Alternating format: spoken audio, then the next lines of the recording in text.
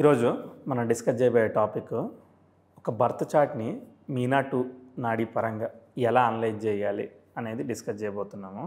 నేను ఏం చేద్దామని అనుకున్నానంటే ఈ వీడియోని మొత్తం ఇంకొక 3 వీడియోలుగా స్ప్లిట్ చేస్తాను. ఇది ఆ వీడియోలకి ఒక ఇంట్రడక్షన్ లాంటిది అనమాట. బర్త్ చార్ట్ని ఎవరైనా అనలైజ్ చేయడానికి ఏం చేస్తారు, ఏ ఆస్ట్రాలజికల్ సాంప్రదాయ జ్యోతిష్యం కావచ్చు, నక్షత్ర జ్యోతిష్య పద్ధతి కావచ్చు, గ్రహాలను వాడి ఏదైనా చెప్తున్నారని అంటే ఫస్ట్ ప్రైమరీగా గ్రహాలు ఎలా ఉన్నాయి, దాని పొజిషన్ ఎలా ఉంది, దాని స్ట్రెంగ్త్ ఎలా ఉంది, ఇలాంటివన్నీ అనలైజ్ చేస్తారు. తర్వాత ప్రతి భావం ఎలా ఉంది, భావం బాగుందా లేదా, భావకారకుడు బాగున్నాడా లేదా, ఇలా కూడా అనలైజ్ చేస్తారు. ఫైనల్గా ఇవన్నీ బాగున్నాయి బాగాలేదు కాబట్టి పలానా దశ వచ్చినప్పుడు పాజిటివ్గా జరగచ్చు, నెగిటివ్గా జరగచ్చు అని జడ్జి చేస్తారు. కానీ ఇప్పుడు ఎవరికన్నా మనం జాతకం చెప్తున్నాం అనుకో, మొత్తం కంప్లీట్లీ టెక్నికల్గా చెప్పే వరకు కూడా ఏం అనలైజ్ చేస్తున్నారు అనేది కూడా ఒక్కోసారి అర్థం కాదు. దానికోసం కూడా కొంత చెప్పాల్సి వస్తుంది. సో ఈ వీడియోలో ఇన్ అడిషన్గా ఒక బర్త్ చార్ట్ని కొంచెం మనము ఇంటర్ప్రిటేషన్ చేయాలంటే ఎలా చేయాలి, ఎలా చేస్తే బాగుంటుంది అని ఒక చిన్న ఐడియా కూడా ఇద్దామని అనుకుంటున్నాను. ఇంకోటి ఏంటంటే, ఇప్పుడు రాఘవాచారి గారు రాసిన ఈ బుక్ ఏదైతే ఉందో ప్రాక్టికల్ స్టైల్ ఆస్ట్రాలజీలో అద్భుతంగా ఒక 40 నాడీ ప్రిన్సిపల్స్ ఇచ్చారు. అంటే ఫండమెంటల్స్ అన్నీ చెప్పారు. మనకి ప్లానిటరీ స్ట్రెంత్ ఎట్లా కనుక్కోవాలి, దిగ్బలం ఎలా కనుక్కోవాలి, ఇంతకుముందు వీడియోలో కూడా మనం అన్నీ మాట్లాడేసుకున్నాం. దిగ్బలం ఎలా కనుక్కోవాలి, ఉత్తమ ద్రేక్కాణం అంటే ఏంటిది, భిన్నపాద కాన్సెప్ట్ ఏంటిది, జీవ శరీర కాన్సెప్ట్ ఏంటిది, గుణాస్ని ఒక గ్రహానికి ఎలా చూడాలి, ఆ 3 లెవెల్స్ ఉన్నాయి కదా, అది ఎలా చూడాలి, ఎలా డిఫైన్ చేసుకోవాలి, ఇలా అన్నీ చెప్పారు. కానీ వీటన్నిటిని కూడా ఒక సిస్టమేటిక్ వేలో మనం ఒక చార్ట్ మీద అప్లై చేద్దామంటే ఎంతవరకు అప్లై చేస్తాం, తర్వాత ఎంత ప్రియారిటీలో దాన్ని కన్సిడర్ చేయాలి, అంటే పొజిషన్కి ఎంత కన్సిడర్ చేయాలి, జీవా శరీరాకి ఎంత ప్రియారిటీ ఇవ్వాలి, దిగ్బలానికి ఎంత ప్రియారిటీ ఇవ్వాలి, ఒక భావాన్ని విశ్లేషణ చేయాలంటే ఎలా చేయాలి, ఇలా చాలా డౌట్స్ మనకు వస్తూ ఉంటాయి. ఫైనల్గా వెళ్ళి చార్ట్ చూస్తే సింపుల్ ఫార్ములా ఉంటుంది. ఆ ఫార్ములా ఈ చార్ట్ మీద అప్లై అయింది, బాగుంది అని అనిపిస్తుంది. కరెక్టే. నాకు వచ్చిన డౌట్ ఏంటంటే ఇదే ఫార్ములాని మనం అప్లై చేయాలంటే అలాంటి చార్ట్ రావాలిగా అని అనిపిస్తుంది.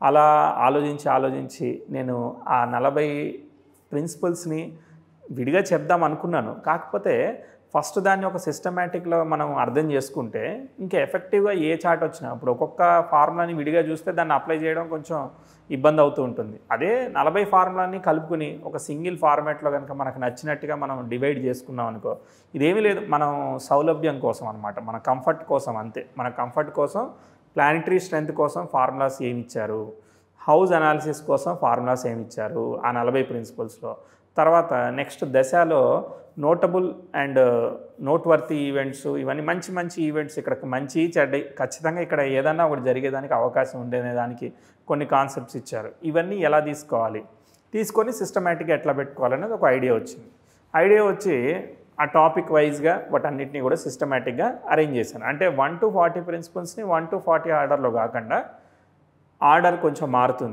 మారి మనం టాపిక్ వైజ్గా కేటగిరీ వైజ్గా లిస్ట్ చేశాను అనమాట.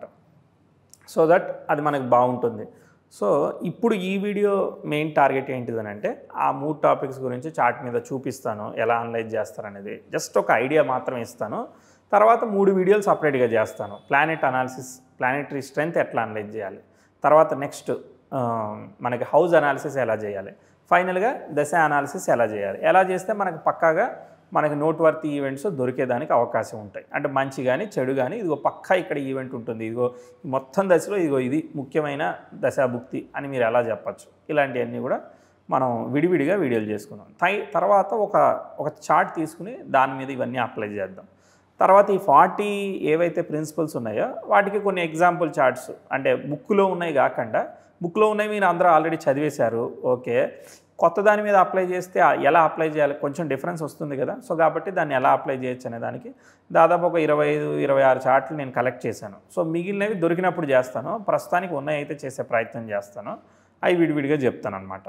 సో ఇప్పుడు చార్ట్ వేసి చెప్తాను, దాని తర్వాత మనం మన థీరీస్ అదర్ థీరీస్ గురించి తర్వాత మాట్లాడుకుందాం. అప్పటికి ఈ చార్ట్స్ ఎక్స్ప్లెయిన్ చేసేవారికి మీనా2 కోర్స్ ఏదైతే ఉంటుందో అది ఫినిష్ అయిపోతుంది అనమాట. దాని తర్వాత మనం వీటిని మనం అర్థం చేసుకుని మనకు ఆల్రెడీ ప్రోగ్రెషన్స్ వచ్చు, మనకు ఆల్రెడీ రెట్రోగ్రెషన్ గురించి ఒక ఐడియా ఉన్నది, ఇవన్నీ తర్వాత వీడియోస్లో మనం మళ్ళీ మాట్లాడుకుందాం. సో ప్రస్తుతానికి ఓన్లీ మీనా2 గురించి మాట్లాడదాం.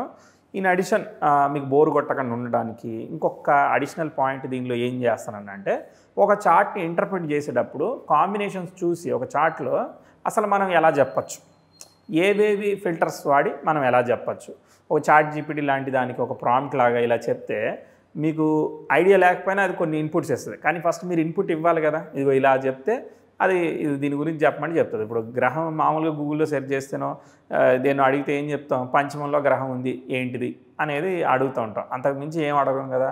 సో మీనా2 నాడి ఆస్ట్రాలజీ ఏంటిది, స్టెల్లర్ థియరీ. సో కాబట్టి ఒక గ్రహం ఈ నక్షత్రంలో ఉంది, ఆ నక్షత్రాధిపతి అక్కడ ఉంటే ఏమవుతుంది అని కూడా మనం అడగచ్చు. అలా ఎలా చేయొచ్చు అనేది చూద్దాము.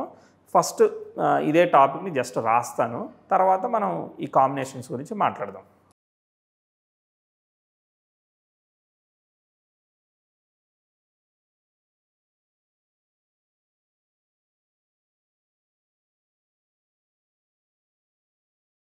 ఓకే. సో ఒక చార్ట్ తీసుకుని ఎవరు అనలైజ్ చేసినా కూడా అది మీనా2 నాడీలో కావచ్చు, మామూలుగా మనం సాంప్రదాయ జ్యోతిష్యంలో కావచ్చు, ఎవరు అనలైజ్ చేసినా కూడా గ్రహం యొక్క బలం అంటే గ్రహ బలాలకి ఇక్కడ మనం డిఫరెంట్ పారామీటర్స్ యూజ్ చేసాం. మీనా2 నాడీలో ఏం వాడారు, దిగ్బలం ఎలా ఉంటుంది ఇవన్నీ వాడారు, చెప్తాను. సో ఫస్ట్ దానికన్నా ముందు కాంబినేషన్స్ గురించి మనం ఒకటి మాట్లాడదాం అనుకున్నాం. కానీ అసలు ఒక చార్ట్ ఒక వ్యక్తి చెప్పించుకుంటున్నాడు అనుకో, అసలు ఈ చార్ట్ ఆల్గరిథం ఎట్లా వర్క్ అవుతుందో మనం ఒకటి చెప్పాలి కదా. సో నేను నా కంఫర్ట్ కోసం ఒక పాయింట్ ఆలోచించి ఒకటి పెట్టుకున్నాను. బర్త్ చార్ట్ అంటే ఏంటిది, జన్మజాతకం అంటే ఏంటిది అని అంటే మహర్షులు గ్రహస్థితి ఆధారంగా మనం పుట్టినప్పుడు ఒక ఫోటో తీశారు, అదే మన జన్మజాతకం. ఎన్ని గంటలకు ఫోటో తీశారనేదే జన్మలగ్నం. ఇది బేసిక్ డీటెయిల్స్. తర్వాత ఒక చిన్న ఎగ్జాంపుల్ చెప్తాను, సో దట్ ఇంకా బాగా అర్థమవుతుంది. ఒక బర్త్ చార్ట్లో ఉన్న ప్లానటరీ పొజిషను ఒక వ్యక్తికి ఇదిగో ఇలాంటి క్యారెక్టరిస్టిక్స్ ఉంటాయి, ఇలాంటి టాలెంట్ ఉంటుంది, ఇలాంటి నెగిటివ్ క్వాలిటీస్ ఉంటాయి, ఇలాంటి పాజిటివ్ క్వాలిటీస్ ఉంటాయి అనేది చెప్తారు. ఇవే కదా కాంబినేషన్ ఆఫ్ ప్లానెట్స్ కానీ యోగాస్ కానీ మనం అర్థం చేసుకోవడం అనమాట. ఎప్పుడైనా కేవలం ఆధిపత్యం పట్టే తీసుకున్నాం అనుకో 25% రిజల్టే చెప్తాం అనమాట. స్టెల్లార్ మెథడ్ని యూజ్ చేసామనుకో ఇంకొంచెం 70% వరకు కూడా ఇంక ఎక్స్ట్రా చెప్పచ్చు. ఇంకా వెస్టర్న్ ఆస్పెక్ట్స్ ఇట్లాంటివి మనం అప్లై చేసుకోవచ్చు. కానీ అవి కూడా డిస్టెన్స్ ఆఫ్ ప్లానెట్స్ సేమ్ కోణరాశుల్లో ఉన్నాయి, అర్ధ కోణరాశుల్లో ఉన్నాయి, గ్రహం చూసింది అలాంటివి అవి కూడా వేదిక్ కాన్సెప్ట్సే కానీ బట్ పేరు వేరే అంతే. సో వాటితో ఇంకా ఎఫెక్టివ్గా మనం దాదాపు చాలా వరకు పర్సంటేజ్ ఆఫ్ క్యారెక్టరిస్టిక్స్ని ఇంటర్ప్రిట్ చేయొచ్చు. బర్త్ చార్ట్లో ఉన్న గ్రహాలు కేవలం ఆ వ్యక్తి యొక్క క్వాలిటీస్ తెలియజేస్తాయి. అంటే ఉదాహరణకు ఆ వ్యక్తికి మ్యూజిక్ అంటే ఇంట్రెస్ట్, సో అది ఎక్స్ట్రీమ్ అయిందనుకో లైఫ్ ఈవెంట్గా ప్లేస్ అయ్యే అవకాశం ఉంటుంది. వాడు మ్యూజిషియనో లేదంటే సింగరో ఏదో ఒకటి అయ్యేదానికి అవకాశం ఉంటుందన్నమాట. అది ఒక వ్యక్తికి చాలా టాలెంట్ ఉంది, అంటే హారోస్కోప్ ఆల్గారిథం గురించి చెప్తున్నాను. ఒక వ్యక్తి చాలా టాలెంట్ ఉంటుంది, అంటే ఒక ₹1,00,000 జాబ్ చేయగలిగే టాలెంట్ ఉందనుకుందాం. వాడికి ₹10,000 జాబే వచ్చిందనుకో, అంటే అప్ టు ది మార్క్ వాడు లేడన్నట్టే కదా. ఇంకో వ్యక్తి 20,000 ఉద్యోగమే వస్తుంది వాడికి, నార్మల్ క్యాండిడేట్, యావరేజ్ క్యాండిడేట్. కానీ వాడి ఆపర్చునిటీ మాత్రం 65,000 శాలరీతో ఒక జాబ్ వచ్చిందనుకో, వాడు చాలా హ్యాపీగా ఉంటాడు, చాలా నన్ను మించిన జాబ్ వచ్చిందని సంతోషిస్తాడు. ఇలా చాలామంది కనపడతారు కదా. సో ఇదే అందరి లైఫ్లో జరుగుతుంది అనమాట. సో హారోస్కోప్లో ఉన్న ప్లానటరీ కాంబినేషన్ ఆ వ్యక్తి టాలెంట్ చెప్తే ఈ దశా పీరియడ్ ఏదైతే ఉంటుందో అది వాడి ఆపర్చునిటీని చెప్తుంది. అంటే వాడికి 10,000 ఉద్యోగం వచ్చిందా, ₹1,00,000 ఉద్యోగం వచ్చిందా, ఇంకెక్కువ వచ్చిందా, తక్కువ వచ్చిందా అనేది ఈ దశ అనేది స్క్రీన్ ప్లే లాంటిది అనమాట. సో ఇది ముందు జరిగింది, తర్వాత జరిగింది అనేది తెలియజేస్తాను అనమాట. సింపుల్గా నేను ఇంకో ఎగ్జాంపుల్ కూడా చెప్తాను, ఇది చాలా అర్థం కావాలి, మనం అర్థం చేయించాలి కూడా అనమాట.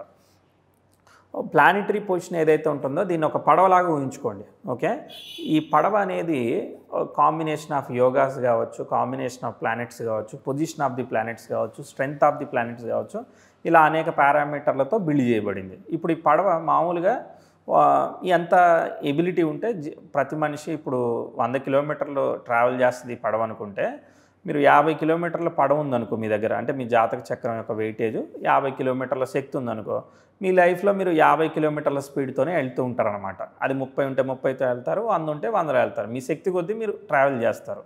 రెండు విషయాలు లక్ అండ్ అన్లక్ అనమాట. ఒక్కోసారి ఏంటంటే వాటర్ కూడా స్పీడ్ ఉంటుంది. లెట్ సపోజ్ టు సే మీ పడవ 100 కిలోమీటర్ల స్పీడ్తో మీరు వెళుతున్నారు, మీరు ఈస్ట్ డైరెక్షన్లో ట్రావెల్ చేస్తున్నారు, మీ పడవ కూడా ఈస్ట్ డైరెక్షన్లో ట్రావెల్ చేస్తుంది.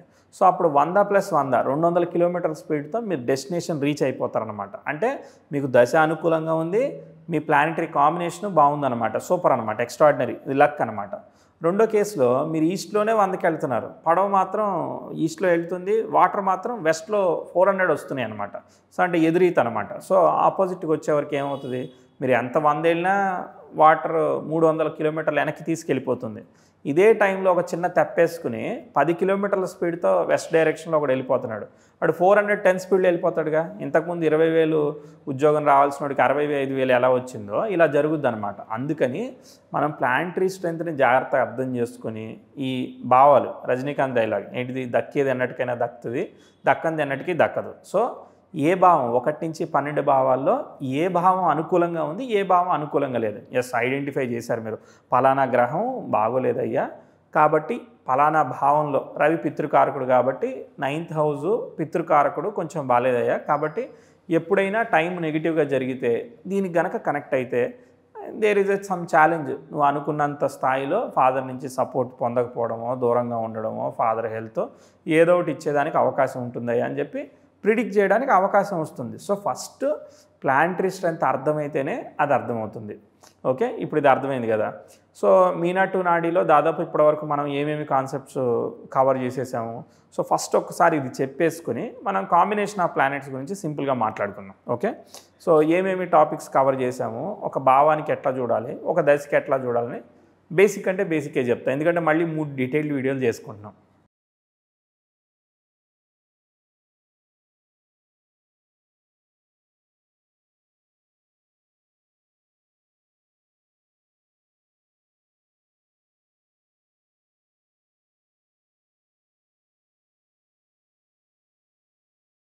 ఒక గ్రహాన్ని ఎప్పుడైనా మీరు విశ్లేషిస్తున్నారంటే అది మంచి స్థానంలో ఉందా లేదా అనేది ప్రైమరీగా విశ్లేషించాలి. అంటే 6, 8, 12 అనేవి దుస్థానాలు. ఒక గ్రహము 6, 8, 12 దుస్థానంలో పడినా ప్రాబ్లం లేదు, ఎందుకంటే ఇది స్టార్లార్డ్ థియరీ కాబట్టి గ్రహం యొక్క నక్షత్రాధిపతి తత్సంబంధిత కేంద్రాల్లో దిగ్బలాలన్నమాట. రవి అనుకో దశమంలో ఉండాలి, చంద్ర శుక్రులు అయితే చతుర్థంలో ఉండాలి, అలా తత్సంబంధిత కేంద్రాల్లో కనుక బాగున్నట్టయితే మంచి రిజల్ట్స్ ఇస్తాయి అన్నమాట. సో అది ఇక్కడ ప్లానెటరీ స్ట్రెంత్ గురించి. అట్లనే 2, 11 భావాలు మంచి భావాలు. తర్వాత లగ్నంలో ఉన్న గ్రహాలు తాత్కాలికంగా చాలా బాగా పనిచేస్తుంటాయి. అసలు ఎలాంటి కాంబినేషన్, స్టార్లార్డ్తో యోగకారకుడు కలిసి ఉన్నాడే లేదా. ఇప్పుడు స్టార్లార్డ్ బాగున్నాడు, ఓకే, స్టార్లార్డ్ దశమంలో ఉన్నాడు, అప్పుడు ఆల్రెడీ గ్రహం బాగుంది, గ్రహం యొక్క స్టార్లార్డ్ ఉచ్చ పొందిందనుకో ఇంకా బాగుంటుంది, అది యోగకారకుడితో కలిసిందనుకో ఇంకా బాగుంటుంది. జీవ శరీర అని ఒక కాన్సెప్ట్ ఇచ్చారు, అద్భుతమైన కాన్సెప్ట్. ఎందుకంటే ఒక గ్రహం యొక్క నక్షత్రాధిపతి బాగున్నాడు, దాని నక్షత్రాధిపతి కూడా బాగున్నాడు అనుకో, అది ఇంకా చాలా సూపర్ రిజల్ట్స్ ఇస్తుంది అనమాట. దాని రూల్స్ గురించి ఆల్రెడీ మనం మాట్లాడాం. సో అసలు దాని నక్షత్రాధిపతి అంటే జీవ అనే ప్లానెట్ యాజ్ ఎక్స్పెక్టెడ్గా లేదు, శరీర ప్లానెట్ బాగుంది. సో జీవ సరిగా లేకుండా ఓన్లీ నువ్వు శరీర దాకా వెళ్ళి బాగుందంటే కుదరదు అనమాట. ఫస్ట్ ప్రైమరీగా జీవ బాగుండాలి, బాగుంటేనే నీకు బాగుంటుంది. శరీరం బాగాలేదనుకో కొంత అనుకున్నంత రిజల్ట్ ఇవ్వకపోవచ్చు, కానీ రిజల్ట్ ఇస్తుంది అనమాట. ఇది నా ఎక్స్పీరియన్స్లో నేను అర్థం చేసుకున్న విషయం అనమాట. అలానే ఇంకా ఉత్తమ ద్రేకాణము, ఒక గ్రహము బలంగా ఉంది, బలంగా ఉన్నది అనుకూలంగా ఉందనుకో పాజిటివ్ రిజల్ట్ ఇస్తుంది, నెగిటివ్గా ఉందనుకో నెగిటివ్ ఫలితాలు ఇస్తుంది అనమాట. సో దుస్థానాలకు కనెక్ట్ అయ్యి ఎగ్జాల్ట్ అయినా కూడా ఒక్కోసారి అనుకూలమైన ఫలితాలు రావు. ఇక్కడ విచిత్రంగా నేను అబ్జర్వ్ చేసిన విషయం ఇంకోటి ఏంటంటే, ఇప్పుడు కొన్ని లగ్నాలకి, ఇప్పుడు కన్యా లగ్నం ఉంది, అష్టమాధిపతి నక్షత్రాధిపతి వ్యయంలో ఉన్నాడు, అది దుస్థానం వచ్చేసింది. మీనా టు నాడీలో నెగిటివ్గానే తీసుకుంటారు, కానీ మీరు ఒకసారి పరిశీలించండి అది నెగిటివ్ ఫలితం ఇస్తుందా పాజిటివ్ ఫలితం ఇస్తుందా ఒకసారి పరిశీలించి అబ్జర్వ్ చేసే ప్రయత్నం చేయండి. ఇలా ఒక గ్రహానికి ఆ లగ్నాన్ని బట్టి ఎలాంటి సిగ్నిఫికెన్స్ వచ్చింది, ఎలాంటి ప్లేస్మెంట్లో ఉంది, అది ప్లేస్మెంట్ బాగోపోయినా దాని స్టార్లార్డ్ బాగుంటే 75% గుడ్ రిజల్ట్స్ కాబట్టి ఎలా ప్రియారిటీ ఇస్తుంది, ఆ ప్లేస్మెంట్ బాగున్నప్పుడు దాని స్టార్లార్డ్ ఉచ్చ పొందితే ఎలా ఉంది, మామూలుగా స్వక్షేత్రంలో ఉంటే ఎలా ఉంది, తర్వాత ఫ్రెండ్లీ సైన్లో ఉంటే పొజిషన్ ఆఫ్ ది ప్రైమరీగా ఏంటంటే 60 to 70% పొజిషన్కి ఇస్తాం అనమాట. సో ఇలా గ్రహాన్ని అనలైజ్ చేస్తాం. సో వన్స్ గ్రహాన్ని అనలైజ్ చేశారనుకో, తర్వాత ఒక భావంలో ఉన్న గ్రహాన్ని ఎలా అనలైజ్ చేస్తారు, సేమ్ ప్రాసెస్ అనమాట. కాకపోతే ఏంటంటే ఆక్యుపెంట్కి ఎక్కువ పర్సంటేజ్ ఇస్తారనమాట. 60 to 70% మనం ఆక్యుపెంట్, ఒక రాశిలో సప్తమంలో ఒక గ్రహం ఉందనుకో, సప్తమాధిపతి బాగోపోవచ్చు, సప్తమంలో గ్రహం బాగుందనుకో దాదాపు బాగుంటుందన్నమాట. సప్తమాధిపతి బాగుండాలి, సప్తమ కారకుడైన కళత్రకారకుడైన శుక్రుడు కూడా బాగుండాలి. అలా కారకుణ్ణి, భావాధిపతిని, భావంలో ఉన్న గ్రహాన్ని మూడింటిని విశ్లేషిస్తేనే భావాన్ని పూర్తి జడ్జిమెంట్కి వస్తాం. ప్రతిదానికి మళ్ళీ జీవ శరీరాలు రాసుకోవాలి, దానికి మళ్ళీ దిగ్బలాలు వెరిఫై చేసుకోవాలి, దానికి ఎంత వెయిటేజ్ ఇవ్వాలి, జీవ శరీర ఫ్రెండ్స్ అయితే ఓ రకంగా ఉంటుంది, ఎనిమీస్ అయితే ఓ రకంగా ఉంటుంది, పొజిషన్ బాగుంటే ఓ రకంగా ఉంటుంది, బెనిఫిట్స్ అయ్యి పరివర్తనం చెందితే ఓ రకంగా ఉంటుంది, ఇలా రకరకాలుగా ఉంటుంది. వాటన్నిటికీ మనకి వెయిటేజ్ అనేది బుక్లో డిస్కస్ చేయలేదు. ఎందుకంటే ఆయన ఏమనుకున్నారు, మీరు అందరూ ఇంటలెక్చువల్స్, మీ ఇంటలెక్చువల్స్కి నేను చెప్తున్నాను కాబట్టి ఇవన్నీ మళ్ళీ నేను పేరుగా చెప్పాల్సిన అవసరం లేదని అనుకున్నారు. మనము కొంచెం ఆ లెవెల్కి వెళ్ళి అర్థం చేసుకుంటే అదేం లేదని అనిపిస్తుంది అనమాట. సో అట్లా అర్థం చేసుకోవాలి. నెక్స్ట్ ఫైనల్గా దశ ఏంటిది, సేమ్ దశకు కూడా సేమ్ టెక్నిక్ అనమాట. దశాలాడి యొక్క స్టార్ లార్డ్ ఎలా ఉన్నాడు, భుక్తిలాడి యొక్క స్టార్ లార్డ్ ఎలా ఉన్నాడు, కొన్ని ఇంపార్టెంట్ పరివర్తనలు వచ్చినప్పుడు కానీ, స్పెసిఫిక్గా ఎగ్జాల్టేషన్ డిబిలిటేషన్ అయ్యే గ్రహాలు వచ్చినప్పుడు కానీ, ఇట్లాంటి కొన్ని కాన్సెప్ట్స్ ఉన్నాయి. వాటిని ఫర్దర్ వీడియోలో ఎక్స్ప్లెయిన్ చేస్తున్నాను కాబట్టి ఆపేస్తున్నాను. వాటి పరంగా ఎలా ఉన్నాయనేది పరిశీలించుకోవాలన్నమాట. ఇప్పుడు నేనేం చేస్తానంటే ఇప్పుడు అర్థమైపోయింది కదా. సో మనం గ్రహాలని భావాలని పర్ఫెక్ట్గా జడ్జ్ చేసుకుంటే దశ వచ్చినప్పుడు ఇది అవుద్ది, పాజిటివ్ అవుద్ది. ఎందుకంటే అందరికీ ఒకే రకమైన దశలు వస్తూ ఉంటాయి అన్నమాట. పలానా లగ్నము పలానా నక్షత్రం అంటే వాళ్ళ దశలన్నీ అలానే ఉంటాయి, సేమ్గా ఉంటాయి. కానీ వాళ్ళ లైఫ్ వీళ్ళ లైఫ్ వేరుగా ఉండడానికి అక్కడ dignity of the planet, position of the planet, ఇలా చాలా పారామీటర్స్ ఇన్వాల్వ్ చేస్తూ మారిపోతుంటాయి అన్నమాట. ఇక్కడ ఏంటంటే మనం సిస్టమేటిక్గా అర్థం చేసుకున్నాం అనుకో, ఏ చార్ట్ వచ్చినా ఓకే 10 స్టెప్స్ వేసుకున్నాము, అన్ని రకాల విషయాల్ని చెక్ చేసుకున్నాం, భూమి థియరీ చెక్ చేసుకున్నాం, ఇలా అన్నీ చెక్ చేసుకున్నాం అని టిక్ మార్క్ కొట్టుకున్నాం అనుకో, అసలు ఏది మిస్ కాకుండా మనం ఒక కంక్లూషన్కి రాగలుగుతాం కదా. సో అది నా ఐడియా అనమాట. సో అందుకోసం నేను విడిగా చెప్పాలనుకున్నాను. ఎనివే ఇప్పుడు నెక్స్ట్ ఏం చేస్తానంటే, ఇప్పుడు ఒక చార్ట్ని తీసుకుని, అంటే మీనా టు నాడీలో ఇంటర్ప్రిటేషన్ గురించి వెయిటేజ్ ఇవ్వలేదు. సో ఒకవేళ వెయిటేజ్ ఇస్తే మనం ఎలా మంచిగా ఇంటర్ప్రిట్ చేయొచ్చు, ఎలా బాగుందని చెప్పచ్చు అనేది చూద్దాం.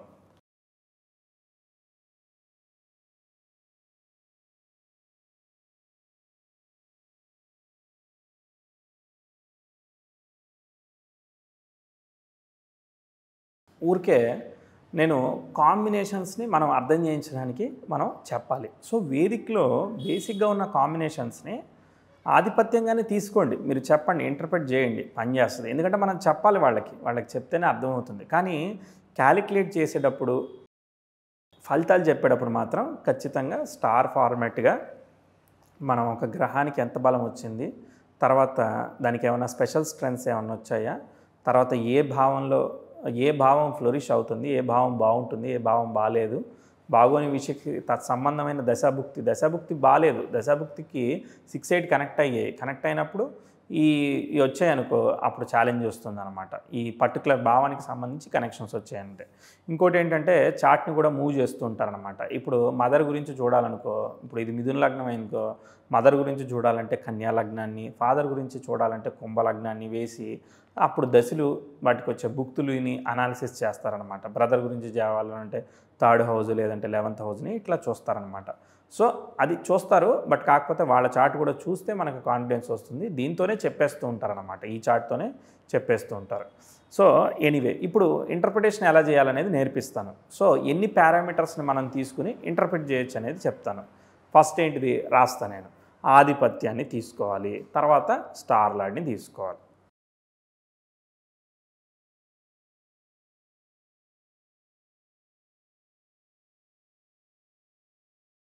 ఏమేమి ట్రై చేయొచ్చు, ఫస్ట్ ఒకటి స్థానం తీసుకుని ట్రై చేయొచ్చు. లగ్నంలో చంద్రుడు ఉన్నాడు అంటే ఇది బేసిక్ అనమాట, బేసిక్ ఇంటర్ప్రిటేషన్. లగ్నంలో చంద్రుడు మనకారకుడు ఉన్నాడు కాబట్టి జాతకుడు మనస్సు అనేది, లగ్నంలో చంద్రుడు ఎప్పుడు కూడా, చంద్రుడు ఫాస్ట్ మూవింగ్ ప్లానెట్ కదా, మనస్సు ఎప్పుడు కూడా ఒక కాన్స్టెంట్గా ఉండదు. సో 3 స్వింగ్స్ ఇచ్చే అవకాశం ఉంటుంది. తర్వాత ఎమోషన్, లగ్నము తర్వాత చంద్రుడు ఒకటే అయ్యాడు కాబట్టి తను ఏదైతే అనుకుంటాడో తను చెయ్యాలనుకునే మనస్తత్వం ఇవ్వచ్చు. తర్వాత సెన్సిటివ్ మనస్తత్వాన్ని ఇవ్వచ్చు, సున్నితమైన విషయాలకు కూడా స్పందించవచ్చు, లేదంటే స్పందించకపోవచ్చు, ఆపోజిట్ కూడా ఇస్తుంది అన్నమాట. 2 ఇస్తుంది. మనం అది పాజిటివ్ నెగిటివ్ ఉంటూ ఉంటుంది అనమాట. రెండింటిని అర్థం చేసుకోవాలి. ఇక్కడ మంచా చెడ అనేది కాంబినేషన్ ఏమీ చెప్పదు, టైమే చెప్తుంది అనమాట. ఇది సున్నితమైన మనస్సు అని చెప్పాము, నెగిటివ్ టైం అయిందనుకో ఏదైనా ఒక చిన్న విషయం గురించి ఎక్కువగా బాధపడచ్చు కదా, అదే సున్నితమైన మనస్సు. సో ఏదైనా క్రియేటివ్ ఫీల్డ్లో ఉన్నారనుకో, సున్నితమైన మనస్సు వల్ల చాలా అద్భుతంగా చేయొచ్చు కదా, క్రియేటివ్గా ఆలోచించవచ్చు కదా. అలా టైం అనేది డిసైడ్ చేస్తుందండి, ఇలా ఉన్నది అని చెప్పి మనం ఇంటర్ప్రిట్ చేయొచ్చు అనమాట. తర్వాత ఈ చంద్రుడు ధనాధిపతి లగ్నంలో ఉన్నాడు కాబట్టి మళ్ళీ ఆధిపత్యం అనమాట. సో ఏదో రకంగా డబ్బులు లైఫ్లో దొరికేదానికి అవకాశం ఉంటుంది. ధనాధిపతి ఈజ్ కనెక్టెడ్ టు లగ్న అనమాట. సో కాబట్టి మంచి ఫలితాలు ఇస్తుంది. మళ్ళీ ధనాధిపతి లగ్నాధిపతి ఇద్దరు ఒకే నక్షత్రమైన గురు నక్షత్రంలో ఉన్నారు. సో లగ్న ధనాధిపతుల సంబంధం ఎలా ఉంది? లగ్నము మరియు పంచమ స్థానాల్లో ఉంది. కాబట్టి డబ్బులు ఏదో రకంగా పూర్వపుణ్యం వల్ల, భాగ్యాత్ భాగ్యం పంచమం కదా, సో పూర్వపుణ్యం వల్ల డబ్బులు వచ్చేదానికి అవకాశం ఉంటుంది అని చెప్తున్నాడు. అలానే పంచమంలో బుధుడు గురువు కలిశారు. ఆ రెండు స్పీచ్ కారకత్వాలు అనమాట. స్పీచ్ కారక ప్లానెట్ కాబట్టి మనకి ఏంటిది, మాట్లాడడం ద్వారా, చెప్పడం ద్వారా, నేర్పించడం ద్వారా, టీచింగ్ చేయడం ద్వారా ఏదైనా జాబ్ చేయనండి వాళ్ళు ఎదుటి వాళ్ళకి చెప్పి ఏదో రకంగా డబ్బులు సంపాదించేదానికి అవకాశం ఉంటుంది అని చెప్తున్నాడు అనమాట. అలా గురుబుధుల కలయిక. గురుబుధులు ఏంటిది, మళ్ళీ కారకత్వాలు అనమాట. రెండు గ్రహాలు కలిస్తే ఏంటిది అనేది మనం బేసిక్గా చదువుకున్నాం కదా. ఏంటిది, రెండు గ్రహాలు కలిస్తే గురుబుధులు బ్రాహ్మణ గ్రహాలు కాబట్టి చాలా పాజిటివిటీని స్ప్రెడ్ చేయడము, పాజిటివ్గా మాట్లాడడం, ఇలాంటివన్నీ కూడా చేసేదానికి అవకాశం ఉంది. అలానే లగ్నాన్ని గురువు చూస్తున్నాడు, చంద్రుని చూస్తున్నాడు. దశమాధిపతి అనేవాడు ధనాధిపతిని చూస్తే ఏంటిది, పర్ఫెక్షనిజం, చాలా పర్ఫెక్ట్గా చేయాలనుకోవడం, మంచిగా చేయాలనుకోవడం, చేసింది రిమార్క్ లేకుండా ఉండాలనుకోవడం, ఇలాంటివి ఇస్తాయి. తర్వాత నక్షత్ర కారకత్వాలు ఉన్నాయి కదా. పునర్వసు నక్షత్రం ఏంటిది, దేవతకు సంబంధించిన నక్షత్రం. ఆ నక్షత్రంలో ఆ చంద్రుడు ఉండడం వల్ల ఏమవుతుంది, చంద్రుడు మాతృకారకుడు అయ్యి దానికి సంబంధించిన నక్షత్రంలో లగ్నం మీద ఉన్నాడు కాబట్టి అన్నీ కూడా తన సొంతం చేసుకుంటే సొంతంగా ఫీల్ అయ్యేదానికి, కేరింగ్ నేచర్ ఉండేదానికి, వీటన్నిటికీ కూడా మనం చెప్పుకోవచ్చు అనమాట. అలానే ఆ గురువు చంద్రుని చూడడం వల్ల దశమాధిపతి అనేవాడు లగ్నాన్ని చూడడం వల్ల లగ్నాధిపతి సప్తమంతో కలిసి ఉంటే హార్ట్ఫుల్గా ఉండే నేచర్ ఇస్తుంది. అయితే సప్తమాధిపతి లగ్నాధిపతి కలిసి లాభంలో ఉంటే ఓ రకంగా, పంచమంలో ఉంటే ఓ రకంగా, షష్టంలో ఉంటే ఓ రకంగా, అష్టమంలో ఉంటే ఓ రకంగా రకరకాలుగా పనిచేస్తాయి. పంచమం అంటే ఏంటిది, గివింగ్. సో ఎదుటి వాళ్ళకి ఇస్తూ ఒక విషయాన్ని హ్యాపీనెస్ పొందేదానికి అవకాశం ఉంటుంది. పంచమం దుస్థానం కాదు కాబట్టి పూర్వపుణ్యం వల్ల ఏదైతే ఇచ్చాడో దానికి 10 తిరిగి వచ్చేదానికి కూడా పంచమ స్థానం చేస్తూ ఉంటుంది. కాబట్టి పంచమాధిపతులు లగ్నాధిపతి దశమాధిపతి కలిసి పంచమంలో ఉన్నారు కాబట్టి సుపీరియర్, కేంద్ర కోణాధిపతులు పంచమంలో ఉన్నారు కాబట్టి సుపీరియర్ పొజిషన్లో ఉండేదానికి అవకాశం ఉంటుంది ఉద్యోగంలో, ఇలా చెప్పచ్చు అనమాట. అలానే వాళ్ళిద్దరు కూడా కలిసి ఉన్నారు కాబట్టి ఏదైనా కూడా మీరు హార్ట్ఫుల్గా ఉండే నేచర్ ఇచ్చేదానికి అవకాశం ఉందని చెప్పచ్చు. లగ్న దశమాధిపతులు కాబట్టి వర్కాలిక్ నేచర్, మీరు ఉద్యోగంలో ఉన్నతమైన స్థితికి వెళ్ళాలనే ఆరాటం, కోరిక ఉంటుందని చెప్పచ్చు. ఇక్కడ విషయం ఏంటంటే ప్రతిదీ చెప్పచ్చు, ప్రతిదానికి కూడా మనకి 0 to 10 రేటింగ్ ఉంటుంది. ఆ 0 to 10 రేటింగ్లో ఏ స్థాయిలో ఉండేదనేది ఏం చెప్తుంది, స్టార్ లార్డ్ కనుక బాగున్నట్టయితే ఆ రేటింగ్ బాగుంటుందన్నమాట. సో లగ్న దశమాధిపతులు వర్కాలిక్ నేచర్, 100 మందిని పిలిస్తే నేను 100 మంది కూడా వర్కాలిక్ నేచర్లో 80 మంది వర్కాలిక్ నేచరే అంటారు. కానీ 80 మందిని మనం ర్యాంక్ చేయాలంటే సో అప్పుడు స్టార్ లార్డ్ పొజిషను డామినేట్ చేస్తాయి అనమాట. ఫస్ట్ ఇలా చెప్పండి, చెప్పిన తర్వాత మళ్ళీ తర్వాత దాన్ని ఫిల్టర్ చేసి ఇదిగో దీనిలో ఇంత పర్సంటేజ్ చెప్పాలనుకుంటున్నాను అని చెప్పి మీరు పర్సంటేజ్ కూడా చెప్పచ్చు. నేను వర్కాలిక్లో ఒక 5 మార్కులు ఇస్తున్నాను, 10కి 5 మార్కులే ఇస్తున్నాను, లేదంటే 3 మార్కులే ఇస్తున్నాను, ఇది ఉంది అని చెప్పి మీరు మంచిగా ఇంటర్ప్రిట్ చేయొచ్చు. ఇంకెవరున్నారు, షష్టంలో 6లో కుజ మరియు రవిలు, శుక్రుడు, రాహు వీళ్ళందరూ కలుస్తున్నారు. సో కుజుడు ఉన్నాడు కాబట్టి 6వ అధిపతి 6లో ఉంటే ఏంటిది, ఏ రోగాలు రాకుండా చూసుకుంటుంది, ఇమ్యూనిటీ ఇస్తుంది, ఆరోగ్యం బాగుండేదానికి అవకాశం ఉంటుంది అని చెప్పి చెప్పచ్చు. అలానే షష్టాధిపతి లగ్నాధిపతి నక్షత్రంలో ఉన్నాడు కాబట్టి ఏం చేస్తాడు, లగ్న షష్టాధిపతుల సంబంధం ఉన్న వాళ్ళు ఏంటంటే కొంచెం చూజీగా ఉంటారు, లిమిటెడ్గా ఉంటారు, పర్సనల్లీ క్లోజ్ అసోసియేట్స్, ఫ్రెండ్స్ వీళ్ళందరూ కూడా లిమిటెడ్గా ఉండేదానికి అవకాశం ఉంటుందని చెప్పచ్చు.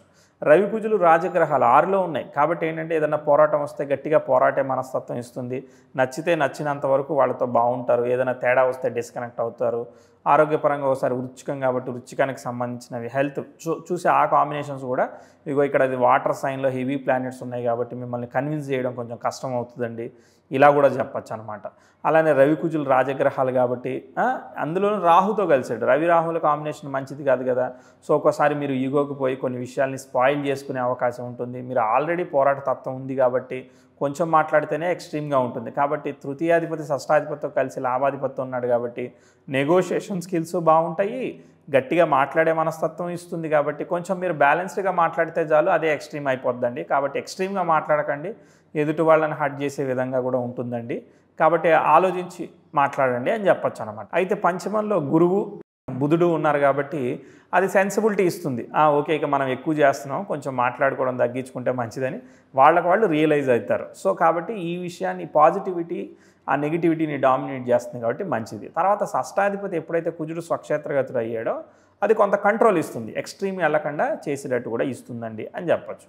తర్వాత శని దృష్టి, అంటే నేను అంత వేదికలోనే బేసిక్ కాంబినేషన్స్ చెప్తున్నాను అనమాట. తర్వాత స్టార్ తీసుకుని ఎలా చెప్పచ్చు, తర్వాత శని యొక్క దృష్టి కుజుడి యొక్క దృష్టి శని మీద పరస్పరం 2 పాపగ్రహాలు చూసుకుంటున్నాయి.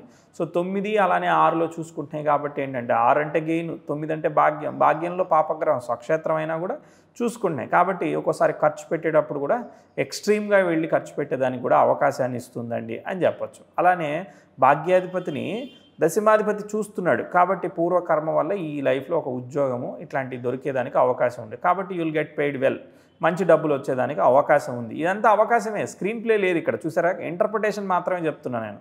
ఇది ఎప్పుడు జరగచ్చు, దాని దశాభుక్తులు వచ్చినప్పుడు కూడా జరగకపోవచ్చు. ఎందుకంటే స్టార్ లాడ్ తీసుకోవాలి, మనం స్టార్ లాడ్ ఫాలో అవ్వాలి. జస్ట్ చెప్పుకోవడానికి సరదాగా బాగుండే కాంబినేషన్స్ అనమాట ఇవన్నీ. జస్ట్ చెప్పుకోవడానికి మాత్రమే ఇవన్నీ. నిజంగా ఇవన్నీ జాతకుల్లో ఉంటాయా అంటే ఉంటాయి. ఎంత 2 ఉండొచ్చు, 3 ఉండొచ్చు. ఎందుకంటే ఆధిపత్యం తీసుకుంటున్నాం, 10/10 ఉండాలని రూల్ లేదు. ఎప్పుడైతే మనం స్టార్ని ఇన్వాల్వ్ చేస్తూ చెప్తామో కరెక్ట్గా, అప్పుడు మనం ఎక్కువ స్కోర్ చేస్తాం. 8, 9 అలా స్కోర్ చేసి అతను ఓకే ఎస్ అండి కరెక్ట్గా చెప్పారండి అని చెప్పి మనతో అనేదానికి అవకాశం ఉంటుంది. ఇంతవరకు మనం ఎప్పుడు కూడా ఇంటర్ప్రిటేషన్ ఎలా చేయాలనేది ఎక్కువగా చెప్పలేదు అనిపించింది. అందుకే దీనికి ఎక్స్టెండెడ్గా ఇప్పుడు చెప్తున్నాను అనమాట. నెక్స్ట్ రాహుని ఎప్పుడైతే శని చూశాడో ఏం లేదు, 2 గ్రహాల యోగాలు నేర్చేసుకున్నారంటే మళ్ళీ అయ్యే చాట్లు అయ్యే వస్తూ ఉంటాయి కదా. సో దాదాపుగా కవర్ అయిపోతాయి అన్నమాట. సో ఒక్కొక్క దానికి 5-6 పాయింట్లు నేర్చుకున్నారనుకో, ఆ చార్ట్ వచ్చినప్పుడు 2 పాయింట్లు 3 పాయింట్లు గుర్తొచ్చినని చెప్తారనమాట. ఏమవుతుంది, ఏమీ కాదు. శని రాహుని చూసినప్పుడు దూర ప్రదేశాలు, ట్రావెలింగ్, జర్నీస్ ఉండేదానికి అవకాశం ఉంటుంది. సో లగ్నాధిలో చంద్రుడు ఉండడం, లగ్నాధిపతి చరరాశిలో ఉన్నాడు. చర అంటే ఏంటిది, బాగా మూవింగ్ అనమాట. వాటి తిరగడానికి, వాటికి సరదాగా వెళ్ళడానికి. లగ్నాది 5th హౌస్ ఆఫ్ ఫన్ అనమాట. సో ఎంజాయ్మెంటు, ఇవన్నీ కూడా ఇంట్రెస్ట్లు ఇచ్చేదానికి అవకాశం ఉంటుంది. ఇంకోటి మెటీరియలిస్టిక్ ప్లానెట్స్, కుజు శుక్రులు ఎక్కడ కలిశారు, వ్యయాధిపతి షష్టాధిపతితో కలిసి 6లో ఉన్నాడు. కాబట్టి కొన్ని సందర్భాల్లో ఈ మెటీరియలిస్టిక్ విషయాల్ని మనం సెల్ చేసి, అంటే ఒకసారి పర్ఫ్యూమ్ సెల్ చేయొచ్చు, ఒకసారి ఇంకోటి ఏదో ఫ్యాబ్రిక్ సెల్ చేయొచ్చు, ఒక్కోసారి ఎలక్ట్రికల్ అండ్ ఎలక్ట్రానిక్ ఐటమ్స్ని సెల్ చేయొచ్చు. దాని ద్వారా బెనిఫిట్స్ వచ్చే అవకాశం ఉంటుంది. ఒక్కోసారి ఈ పర్ఫ్యూమ్స్ అవ్వచ్చు, ఒక్కోసారి సినిమా కావచ్చు, సినిమాలకు సంబంధించినవి కావచ్చు, వీటికి కూడా ఇవ్వచ్చు అనమాట. ఒక్కోసారి ఎక్స్ట్రా మ్యారిటల్ రిలేషన్షిప్స్ ఇవ్వచ్చు, రకరకాలుగా ఇవ్వచ్చు అనమాట. అక్కడ అవకాశం మాత్రమే చెప్పాలి, నువ్వు కన్ఫామ్గా నీకు ఏది తెలియదు, జస్ట్ ఓన్లీ అనుకుంటున్నావు. వాటికి సంబంధించి ట్రబులిటిక్ టైం వచ్చిందనుకో, కాంబినేషన్ కనెక్ట్ అయిందనుకో, అప్పుడు దానివల్ల ప్రాబ్లం అవుతుందన్నమాట. అంటిల్ దట్ అది నార్మల్గా ఉంటుంది, సైలెంట్గా బిహేవ్ చేస్తూ ఉంటుంది అనమాట. బేసికల్లీ 6 అంటే ఏంటిది, పోరాటం సాధించుకుంటేనే వచ్చేదనమాట. సో కాబట్టి ప్రతి ఫన్ కూడా 6th ఉన్న మార్స్ అండ్ వీనస్ ఏం చేస్తారు, సో పోరాట తత్వంతో వాళ్ళు హ్యాపీగా ఉండేదానికి ట్రై చేస్తూ ఉంటారు అనమాట. I want to be happy, that's why I'm happy అని ఒక ఫీలింగ్ అనమాట. అట్లాంటివన్నీ కూడా ఇచ్చేదానికి కారణం అవుతుంటుంది. నెక్స్ట్ ఏంటిది, రాహుతో శుక్రుడు కలిసినప్పుడు ఎగ్జాగరేటివ్ ఇస్తాడనమాట. అంటే ఏదైతే రాహుతో కలుస్తుందో అది ఎక్స్ట్రీమ్ దాన్ని ఎన్హాన్స్ చేస్తూ ఉంటుంది ఒక్కోసారి. సో కుజుడు రాహుతో కలిసాడు కాబట్టి టెస్టింగ్ నేచర్ ఇస్తుంది, డెప్త్ థింకింగ్ ఇస్తుంది, ఇట్లాంటివి చేస్తుంది. అదే దుస్థానంలో కనెక్ట్ అయ్యాడు అనుకో, 12లో పడిపోయాడు అనుకో, ఒకసారి అప్పులు చేస్తుంది, డబ్బులు ఖర్చు చేసేటట్టు చేస్తుంది, ఇలా అనమాట. నెక్స్ట్ స్టార్స్తో అప్లై చేద్దామా. తర్వాత స్టార్స్తో లగ్నాధిపతి, లగ్నంలో ఉన్న చంద్రుడు, లగ్నం కూడా రాహు స్టార్లో పడింది అనమాట. తర్వాత లగ్నం రాహు నక్షత్రంలో పడింది. రాహు ఎక్కడున్నాడు, 6లో ఉన్నాడు. శని నక్షత్రంలో ఉన్నాడు. శని ఎక్కడున్నాడు, 9లో ఉన్నాడు. కాబట్టి లగ్న is connected to 9th house of పూర్వ పుణ్య అండ్ పూర్వ కర్మ అండ్ ఈజ్ పాజిటివ్. అండ్ లగ్నం ఎక్కడుంది, రాహు నక్షత్రంలో పడింది. Rahu in the star of Saturn is posited in 9th house of పూర్వ పుణ్యస్థానం. కాబట్టి లగ్న స్టార్లడైన రాహు బాగున్నట్టు అనమాట, పూర్వ పుణ్యస్థానానికి కనెక్ట్ అయ్యాడు కాబట్టి. సరే రాహు నవంచాదంతా దోషం, అది పక్క పెట్టేసేయండి. అది చైల్డ్కి ఓకే ఉంటుంది కానీ ఫాదర్కే కొంచెం ఛాలెంజింగ్స్ ఇస్తూ ఉంటుంది అనమాట. సరే ఎనీవే డైరెక్ట్గా లేడు కదా. తర్వాత నెక్స్ట్ లగ్నంలో గ్రహం ఇంపార్టెంట్ ప్లానెట్ అనమాట. సో లగ్నంలో ఒకే ఒక గ్రహం ఇంపార్టెంట్ ప్లానెట్, దాన్ని స్టార్లాడ్ ఎవరు, గురువు అనమాట. గురువు బుధుడితో కలిసి, గురువు పంచమంలో దిగ్బలాన్ని పొందాడు. చూసారా, దిగ్బలం అప్లై చేసాం. సో ఇప్పుడు దిగ్బలాన్ని చెందాడు కాబట్టి ఎవరు స్టార్లో ఉన్నాడు, గురువు స్టార్లో ఉన్నాడు. గురువే బలంగా ఉన్నాడు తులలో, కాబట్టి పంచమ స్థానం పూర్వపుణ్యస్థానం ఇస్తున్నాడు అనమాట. సో కాబట్టి గురువు డామినేట్ చేశాడు అనమాట పంచమ స్థానాన్ని. కాకపోతే గురువు రాహు నక్షత్రంలో ఉండడం వల్ల తన గుణాన్ని కోల్పోయాడు అనమాట. అనుకున్నంతగా ఫలితాన్ని ఇవ్వట్లేదు. ఎప్పుడైతే గుణాన్ని కోల్పోతాడో, ఇక్కడ ఏంటంటే గుణము, స్థానము, ఇలా ఇన్ని చూడాలన్నమాట. సో స్టార్లాడు గుణాన్ని కోల్పోయాడు కాబట్టి ఒక్కోసారి ఏంటిది, ఫైనాన్షియల్గా హార్డ్ వర్క్ చేయాల్సి వస్తూ ఉంటుంది. ఈజీగా ఇచ్చేది అనమాట, ఇస్తుంది కానీ ఈజీగా ఇచ్చేది. కానీ పంచమం స్థానం గొప్పది కదా, 60% వెయిటేజ్ టు పొజిషన్ అనమాట. సో కాబట్టి పొజిషన్కి మనం ఎక్కువ వెయిటేజ్ ఇచ్చి ఏదో రకంగా నీకు దొరుకుతుంది బాగానే ఉంటుంది, కానీ కొన్ని సందర్భాల్లో ఇబ్బంది ఉంటుంది. అది టైం వచ్చినప్పుడు మనం చెప్పుకోవాలన్నమాట. సో బుధ ఈజ్ లగ్న lord Budha in the star of Guru again. Guru is in పంచమ, మంచి నక్షత్రంలో ఉన్నాడు. గురు పంచమంలోనే కలిసి ఉన్నాడు అనమాట. సో ఏదేమైనా కానీ బాగుంది. ఒక్కోసారి ఏంటంటే ఈ లగ్నానికి ఉభయ కేంద్రాధిపతి దోషం అని ఉంటుంది. అంటే ఉభయ కేంద్రాధిపత్యం పట్టిన శుభగ్రహాలకి శుభత్వం ఉండదు అనేది చెప్తూ ఉంటారు అన్నమాట. వాటికి ఒక్కోసారి దుస్థానాధిపతితో సంబంధం వచ్చినా కూడా కనెక్షన్ మంచిదని ఇంకొక క్లాసికల్ టెక్స్ట్ అనమాట. గురువు శనిని చూశాడు కదా, అష్టమాధిపతిని చూశాడు కదా, భాగ్యాధిపతిని, కాబట్టి దుస్థానంతో సంబంధం వచ్చింది కాబట్టి లగ్నలాడు బాగానే ఉన్నాడు. అంటే లగ్నలాడి యొక్క స్టార్ లాడ్ అయిన గురువు దుస్థానాధిపత్య సంబంధం వల్ల బాగున్నాడు. ఏదో రకంగా ఆపర్చునిటీ వచ్చేదానికి అవకాశం ఉంది.